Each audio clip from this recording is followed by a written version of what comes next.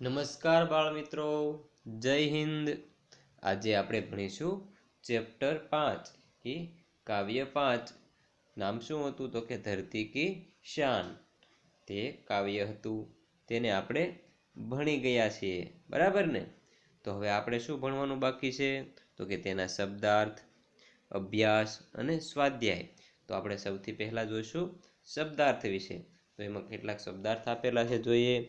જો શાન, શાન यानी वैभव, गौरव. मुख, मुख यानी कि प्रवाह, वहेण. धरती, धरती यानी कि पृथ्वी, धरा. अंबर, अंबर यानी कि आकाश, नभ. ज्वाल, ज्वाल यानी कि अग्नि. भूचाल, भूचाल का मतलब है भूकंप. भाल, भाल यानी कि ललाट अथवा कपाल. भ्रुकुटी, भ्रुकुटी यानी भौं. काल, काल का मतलब है समय. मतिमान, मतिमान यानी बुद्धिमान. જો આ હતા આપણા શબ્દાર્થ. હવે જોઈશું આપણે અભ્યાસ. તો અભ્યાસની અંદર આપણને પ્રશ્ન આપેલા છે, તે પ્રશ્નના આપણે એક એક કરીને જાણીશું, એના ઉત્તર વિશે જાણીશું. જોઈએ પ્રશ્ન નંબર 1 શું કહેવા માંગે છે તો કે काव्य को डीवीडी, मोबाइल जैसे साधनों के माध्यम से सुनाकर उसका व्यक्तिगत और सामूहिक गान करवाना. જો એને શું કરવાનું છે આપણે તો કે તમારે બાળકો તે જાતે પ્રશ્ન કરવાનો રહેશે અત્યારે, બરાબર? તો એમાં શું કરવાનું છે તો કે તમારે જે આ ધરતી કી શાન કાવ્ય છે તેને કોઈ પણ મોબાઈલ દ્વારા, ડીવીડી દ્વારા તમારે શું કરવાનું છે, એમાંથી સાંભળી અને કાવ્યનું ગાન કરવાનું રહેશે, બરાબર? તેવી જ રીતે હવે જોઈશું આપણે પ્રશ્ન નંબર 2. નિમ્નલિખિત પ્રશ્નો કે ઉત્તર દીजिए. નીચેના પ્રશ્નોના જવાબ આપો.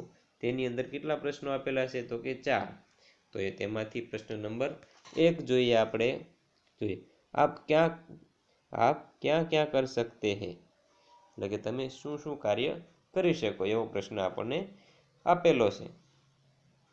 તે પણ તમે જાતે લખી શકો તેમ છો. તો જોઈશું આપણે કે તમારે કેવો જવાબ લખવાનો છે. તેની અંદર તમે જાતે પણ પ્રશ્ન ઉમેરી શકો છો જવાબની અંદર તમારા. જોઈએ मैं नदी में तैर सकता हूँ, मैं कुएं से पानी निकाल सकता हूँ, मैं साइकिल चला सकता हूँ, मैं पतंग उड़ा सकता हूँ, मैं क्रिकेट में अच्छी बल्लेबाजी और गेंदबाजी कर सकता हूँ, इस तरह मैं बहुत से काम कर सकता हूँ. જો આના આ પ્રશ્નની અંદર તમારે જાતે કોઈ પણ કાર્યો તમને આવડતા હોય તે પણ તમે લખી શકો છો, બરાબર? એ તમારા કાર્ય ઉપર આધાર રહેશે. જોઈએ તેવી જ રીતે પ્રશ્ન નંબર 2. વિવિધ ક્ષેત્રોમાં મનુષ્યને ક્યાં ક્યાં પ્રગતિ की है, એટલે કે અલગ અલગ ક્ષેત્રની અંદર માણસે કેવી કેવી પ્રગતિ એટલે કે ઉપલબ્ધિ પ્રાપ્ત કરેલી છે. જોઈએ હવે એના જવાબમાં. रासायनिक खाद्य और ट्रैक्टर बनाकर मनुष्य ने कृषि क्षेत्र में अनाज का उत्पादन बढ़ाया है. विद्युत शक्ति से चलने वाली मशीनों द्वारा उसने औद्योगिक क्षेत्र में कपड़ा, प्लास्टिक, रबर आदि से तरह तरह के उत्पादन किए हैं. भवन निर्माण के क्षेत्र में उसने अनोखी सफलता प्राप्त की है. मोटर, बस, रेलगाड़ी, दोपहिए, विमान आदि के निर्माण से यात्रा बहुत सुगम हो गई है. टेलीफोन, मोबाइल, ईमेल आदि के द्वारा संचार व्यवस्था में क्रांतिकारी बदलाव आया है. कंप्यूटर के आविष्कार ने हर एक क्षेत्र में अपनी उपयोगिता साबित कर दी है. चिकित्सा क्षेत्र में तरह तरह की दवाइयाँ और इलाज के नए साधन खोजे गए हैं. इस तरह विविध क्षेत्र में मनुष्य ने अद्भुत प्रगति की है.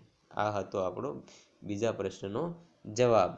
હવે જોઈશું પ્રશ્ન નંબર 3.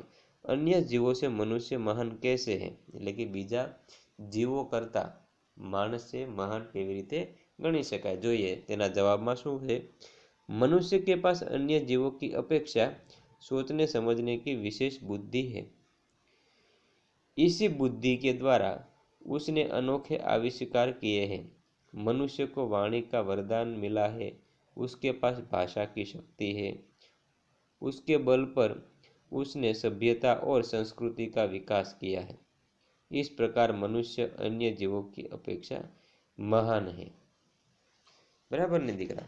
हवे जो प्रश्न नंबर 4, काव्य में निम्नलिखित शब्द प्रकृति के तत्व बताइए और उनमें समानार्थी शब्द लिखिए। जो तो એની અંદર શું છે તો કે કાવ્યની અંદર આપેલા પ્રકૃતિના જે શબ્દો હોય, પ્રકૃતિને લગતા તે તત્વો આપણે જોવાના છે અને તેના સમાનાર્થી શબ્દ લખવાના છે। તો કે તેની અંદર આપણે એક કરીને લખશું। શું આવશે તો કે ધરતી, બરાબર। તો તેનો સમાનાર્થી શબ્દ શું થશે તો કે ભૂમિ અથવા પૃથ્વી, બરાબર। પછી બીજો કરીને આપણે લખીશું पर्वत, पर्वत यानी कि समानार्थी होता है पहाड़। उसके बाद आता है तीसरा, तीन क्रम देकर क्या लिखना है, नदी, नदी का समानार्थी होता है सरिता। 4 माटी, माटी यानी कि उसका अर्थ है मिट्टी। 5 अंबर, अंबर यानी कि आकाश। 6 अग्नि, अग्नि यानी कि आग अथवा ज्वाला। 7 पवन, पवन यानी कि उसका समानार्थी है हवा। जो आ हतो आपणो प्रश्न नंबर 4। હવે એવી જ રીતે આપણો પ્રશ્ન નંબર 2 છે એ પૂર્ણ થાય છે। ત્યાર પછી આવશે પ્રશ્ન નંબર 3। जो એમાં શું કહેલું છે, निम्नलिखित शब्दों का शुद्ध उच्चारण कीजिए और शब्दकोश में से उनके अर्थ ढूंढकर बताइए। तो તેનું શું કરવાનું છે, આપણે સ્પષ્ટ ઉચ્ચારણ કરવાનું છે અને તેનું શું કરવાનું છે, આપણે તે શબ્દકોશમાંથી તેના અર્થ છે એ ગોતીને લખવાના છે। જો એમાં શું છે, હુષ્ટપુષ્ટ પહેલો શબ્દ છે હુષ્ટપુષ્ટ। તો એનો અર્થ શું થાય શબ્દકોશ પ્રમાણે, એનો अर्थ થશે તગડા અથવા તો હટ્ટા કટ્ટા, બરાબર। બીજો છે संवाद, संवाद का अर्थ है समानार्थी क्या होता है तो कि बातचीत। तीजो से शीघ्र, शीघ्र यानी कि उसका अर्थ है जल्दी। चौथा है जौहर, जौहर यानी कि उसका अर्थ है पराक्रम अथवा तो युद्ध में शत्रु की विजय निश्चित हो जाने पर राजपूत क्षत्रियों का अग्निकुंड में जल भरना। 5वां है अजनबी, अजनबी यानी कि उसका अर्थ है अपरिचित। 6 वेदांत, वेदांत यानी ब्रह्म विद्या। 7 मुकद्दर, मुकद्दर यानी भाग्य। 8 शागिर्द, शागिर्द यानी शिष्य। 9 वृत्ति, वृत्ति यानी मनोदशा अथवा मन का झुकाव। 10 स्पष्ट, स्पष्ट यानी साफ साफ एवो अर्थ थाय छे। जोईए हवे प्रश्न नंबर 4। तेमां शुं कहेलुं, निम्नलिखित काव्य पंक्तिओं का भावार्थ बताइए। नीचे तमने काव्य पंक्ति आपेली छे जे आपणे काव्यनी अंदर भणी चूक्या छीए, तेनो आपणे शुं करवानो छे, भावार्थ समजाववानो रहेशे। जो कई छे पहेली जोईए, पृथ्वी के लाल तेरा हिमगेरी सा भाल, तेरी भ्रुकुटी में तांडव का ताल है। तो एनो अर्थ शुं थशे, आपणे भावार्थ जोईशुं। तो एनो अर्थ एवो लखी शकाय, हे पृथ्वी के पुत्र तेरे पास, हे पृथ्वी के पुत्र तेरे पास हिमालय जैसा ऊंचे दर्जे वाला दिमाग है, ऊंचे दर्जे का दिमाग है। तू अगर क्रोध में अपनी पहुंच तिरछी कर दे तो उसका वही असर होगा जो शिव के तांडव की ताल से होता है। जो आटलो तमारे एनी अंदर भावार्थ लखवानो रहेशे, बराबर छे। हवे जोईशुं बीजो, गुरु सा मतिमान पवन सा तू गतिमान, तेरी नभ से भी ऊंची उड़ान है रे। एनो आपणे अर्थ जोईशुं आपणे, हे मनुष्य तुझ में महान गुरुदेव जैसी बुद्धिमत्ता है और तू पवन की तरह गतिशील है, तू आकाश से भी ऊंचे पहुंचने की शक्ति रखता है। આટલો તમારે શું લખવાનો છે? બીજાની અંદર ભાવાર્થ લખવાનો રહેશે. બરાબર છે. આ હતો આપણો અભ્યાસ. હવે આપણે જોઈશું સ્વાધ્યાયના પ્રશ્નોના જવાબ આપણે જાણીશું. બરાબર છે દીકરાઓ? જોઈએ આગળ. તો સ્વાધ્યાયનો પહેલો પ્રશ્ન છે, એમાં લખેલું છે નિમ્નલિખિત પ્રશ્નો કે ઉત્તર દીજીએ. તો કે તમારે પ્રશ્નોના જવાબ આપવાના રહેશે. તેની અંદર કેટલા પ્રશ્નો આપેલા છે? તો કે 3. તો તેની અંદર પહેલો, મનુષ્ય ક્યાં ક્યાં कर सकता है, એટલે કે મનુષ્ય શું શું કરી શકે છે તેના વિશે આપણે માહિતી આપવાની છે. જોઈએ પ્રશ્ન નંબર 1ના જવાબમાં. मनुष्य पहाड़ों को तोड़ सकता है, वह नदियों के बहाव को मोड़ सकता है, वह मिट्टी से अमृत निकाल सकता है, वह धरती और आकाश को एक कर सकता है. इस प्रकार मनुष्य असंभव लगने वाले काम भी कर सकता है. बराबर છે. આટલો તમારે પહેલા પ્રશ્નના જવાબમાં લખવાનો રહેશે. प्रश्न नंबर 2, मनुष्य युग का आह्वान कैसे कर सकता है? मनुष्य युग का आह्वान कैसे कर सकता है? तो એના જવાબમાં લખશું આપણે દીકરાઓ. मनुष्य की वाणी में बड़ी शक्ति है. શું છે? मनुष्य की वाणी में बड़ी शक्ति है. वाणी के बल पर वह लोगों को प्रभावित कर सकता है, वह लोगों के विचार बदल सकता है. इस प्रकार अपनी वाणी के प्रभाव से मनुष्य युग का आह्वान कर सकता है. बराबर છે. तो હવે જોઈશું પ્રશ્ન નંબર 3.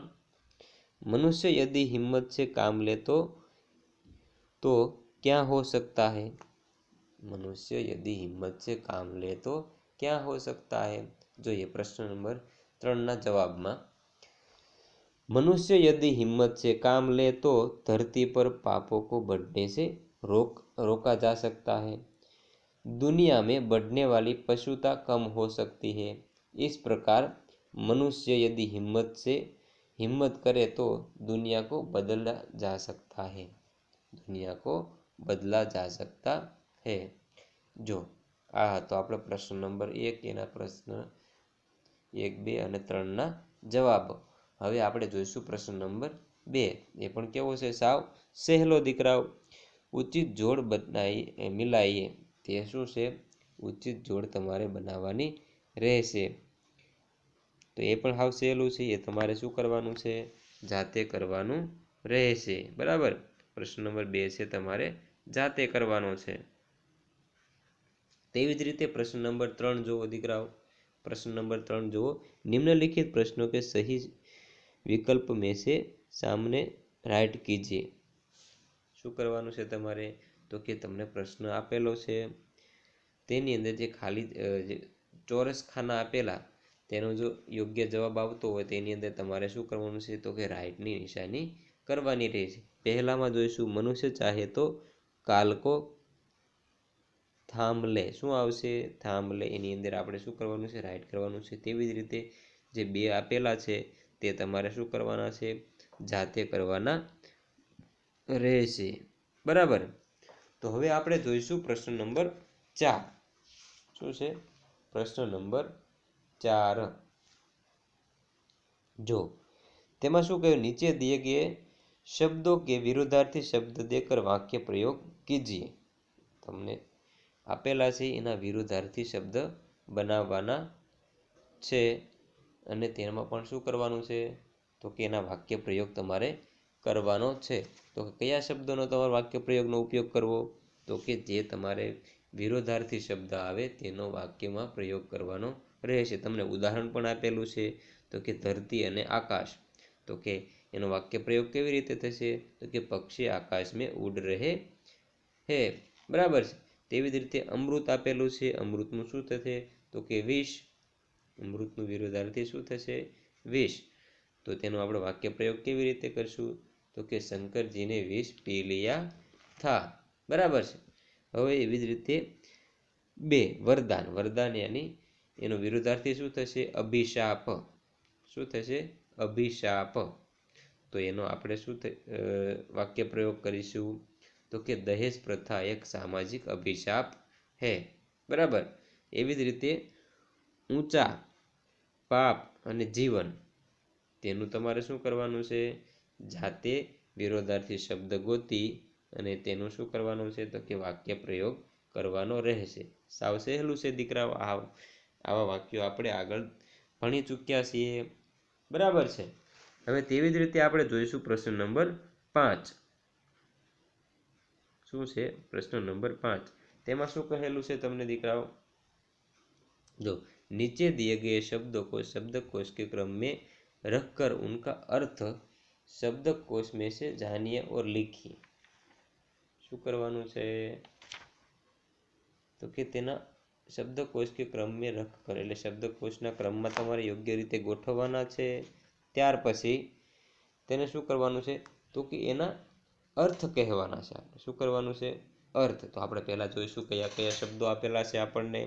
તો કે એક તુફાન છે, વરદાન, નયન, શીશ, ક્ષતિ, આઈના, અંજાર. આટલા શબ્દો આપણને આપેલા છે. તેને આપણે શું કરવાનું છે? 7 શબ્દો આપેલા છે, તેને આપણે શું કરવાનું છે તો કે યોગ્ય શબ્દકોશની ક્રમમાં ગોઠવવાના છે. તો પહેલો શબ્દ કયો આવશે તો કે આઈના. ત્યાર પછી શું આવશે?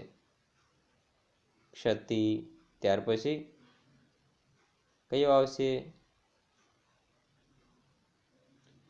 झंकार. ત્યાર પછી तूफान. उसके बाद नयन, वरदान और शीश. બરાબર છે.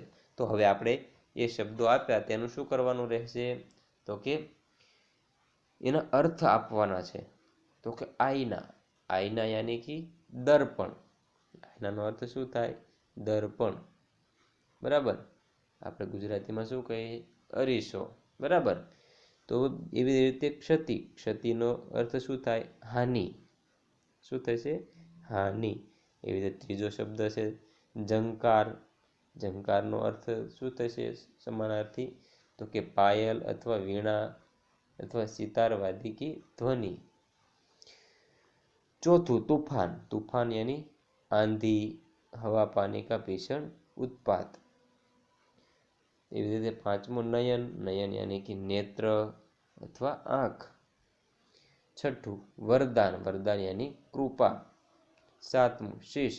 શીશ યાની મસ્તક અથવા માથા. બરાબર છે. હવે આપણે જોઈશું દીકરાઓ યોગ્યતા વિસ્તાર. તેને આપણે શું કરવાનું છે તો કે નિમ્નલિખિત કવિતા કા ગાન કરવાઈએ. એટલે કે તમારે આ કવિતા ગાન છે કરવાનું રહેશે.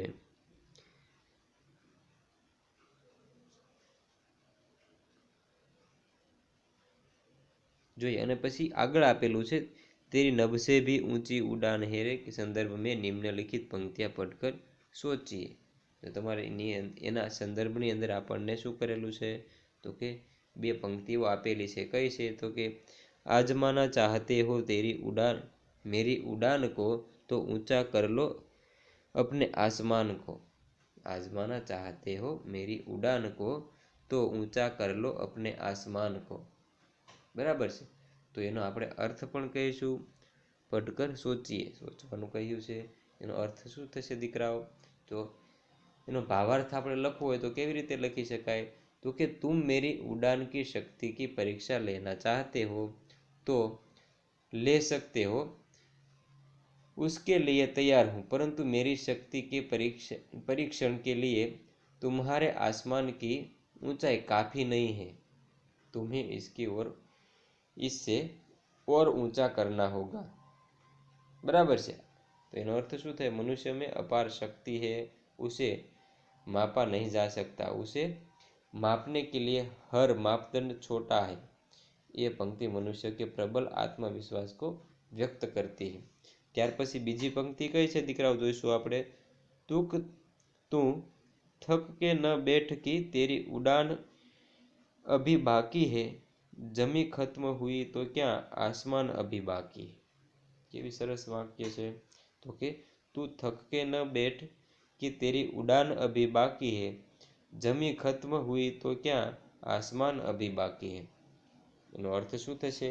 હે મનુષ્ય, થોડી बहुत प्रगति कर. तू यह न मान कि अपनी मंजिल पर पहुंच गया है, अभी तुझे बहुत आगे बढ़ना है. तुझ में अपार शक्ति है, धरती ही उसकी शक्ति का उपयोग कर, धरती पर ही अपनी शक्ति का उपयोग कर, तुझे संतुष्ट नहीं होना है। तुझे आकाश में जाकर वहां भी अपनी शक्ति का परिचय देना है।